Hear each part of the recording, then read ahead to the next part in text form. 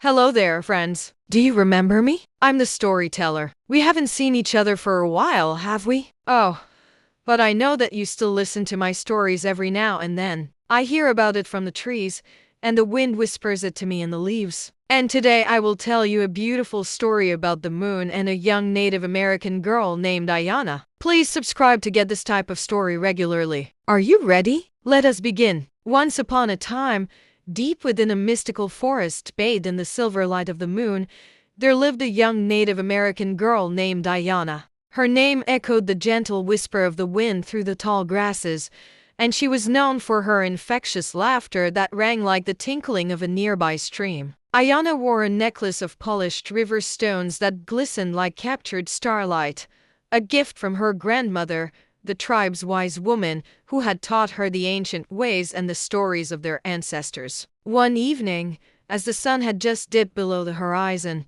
painting the sky in hues of orange and purple, Ayana decided to visit her grandmother. The forest, usually teeming with the chatter of squirrels and the rustling of small animals, was uncharacteristically silent. As Ayana walked along the familiar path, the fireflies began their nocturnal dance, lighting up the darkening woods with their tiny glowing bodies. Their soft light mingled with the silvery glow of the rising moon, creating an enchanting spectacle. As Ayana walked on, she came across a clearing bathed in moonlight. In the center sat her grandmother under a large oak tree. Her wrinkled face, illuminated by the moonlight, held a serene expression as she gazed at the star-studded sky. Ayana, still clutching the smooth stones of her necklace, sat down next to her grandmother in comfortable silence. They sat there for what felt like hours, just enjoying the tranquility of the night and the beauty of the cosmos. But as the minutes passed,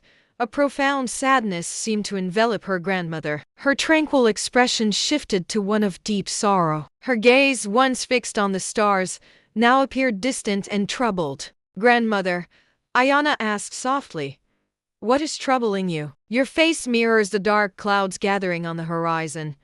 Her grandmother turned to her, her eyes filled with a deep sadness that mirrored the vast emptiness of the night sky. She took a deep breath and began her tale. "Long ago, before time had woven its tapestry with the threads of memory, the moon was my child. He was born from the stardust of creation and the whispers of the universe. His laughter echoed with the joy of 1,000 suns, and his tears were diamonds shed under the cloak of night." Ayana leaned closer, her young heart aching for the moon's sorrow. "What happened to him?" she whispered, her voice trembling with empathy. Her grandmother's voice, as ancient and wise as the trees surrounding them, carried the weight of eons. "In the celestial expanse, my child roamed freely. His spirit soared through the heavens, dancing with the comets and chasing the wandering stars. Yet a part of him yearned for the warmth of the earth, the feel of grass beneath his feet and the sound of laughter echoing in valleys. The moon, my child,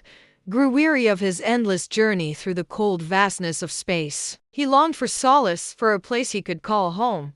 Her grandmother paused, her gaze drifting to the moon that now hung heavy in the night sky. "He descended from the heavens, drawn to the vibrant pulse of life on earth. And it was here, amidst the whispering grasses and the murmuring streams, that he found his peace. But his joy was short-lived. The coldness of space clung to him, an unwelcome guest that refused to leave. With each passing night, the moon's glow faded, his laughter stilled, and his tears froze into diamonds, leaving behind only a cold, lifeless rock where once a vibrant spirit had resided." Overwhelmed by the burden of his icy existence, the moon retreated back to the sky, abandoning the world he had so briefly called home. And thus, the laughter of the moon became a distant echo, a melancholic tune that haunts the stillness of the night.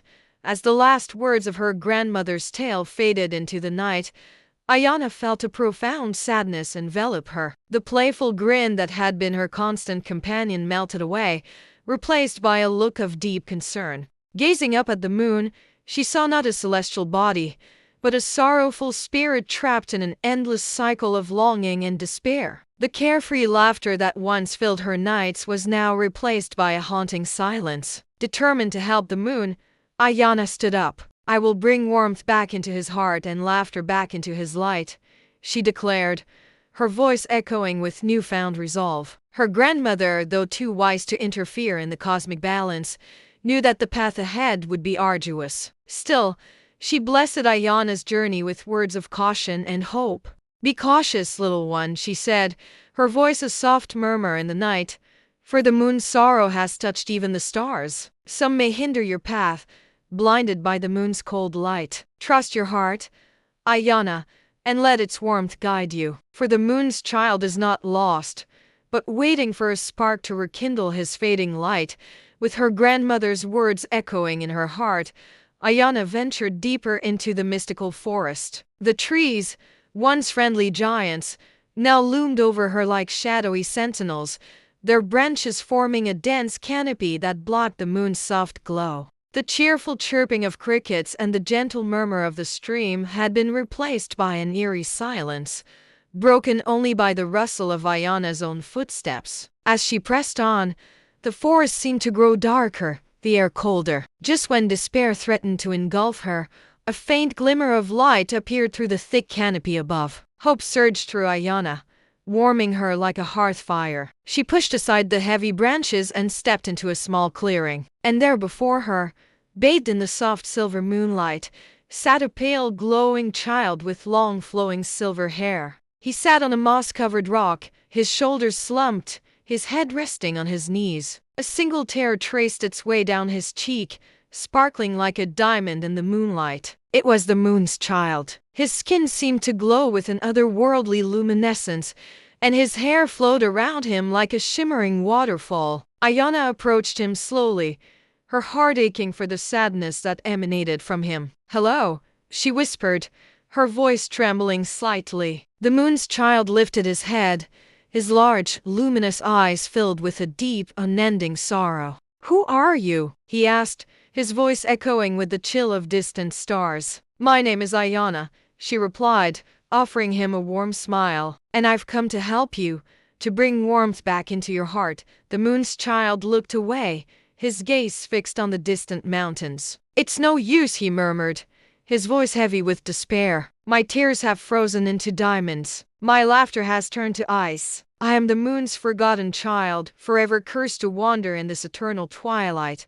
Ayana knelt down beside him, her eyes meeting his with unwavering determination. "That's not true," she said softly. "Your laughter may be lost, but it's not forgotten. And your tears, though frozen, can be warmed by the fire of friendship." The moon's child turned to her, his eyes searching hers for any hint of mockery. But in Ayana's gaze, he saw only sincerity and kindness. Together, Ayana and the moon's child walked out of the dark forest and into the open meadow. The full moon hung like a giant pearl in the velvety sky, casting its soft glow over the land. As the first rays of dawn began to touch the horizon, bathing the sky in hues of pink and orange, the moon's child turned to Ayana, his eyes shining with gratitude. "You have brought light back into my world," he said, his voice echoing with newfound strength. "But how can I ever repay you?" Ayana smiled, her heart filled with the joy of their shared adventure. "Just remember me," she whispered, "and know that you are not forgotten." With that, she turned and walked away, leaving the moon's child standing in the soft morning light. As the sun climbed higher in the sky, the moon's glow began to fade, but not before it took on a warmer, brighter hue. The forest, once shrouded in darkness, was now filled with the comforting glow of the moon. The trees swayed gently in the breeze, their leaves rustling like happy whispers. Birds sang cheerful melodies, and the stream chuckled merrily over the smooth stones. The moon, once cold and distant, now shone down with a gentle warmth, bathing the forest in its soft, comforting light. Ayana, safe in the embrace of her home, looked up at the moon with a knowing smile. She might not have seen the moon's child since that fateful night, but she knew that he was there, forever watching over her, forever bound to her by an invisible thread of friendship. And as she drifted off to sleep that night, she whispered a soft lullaby to the moon, a song of warmth, of friendship, and of light. If you enjoyed this story, don't forget to like, subscribe, and share the magic of friendship.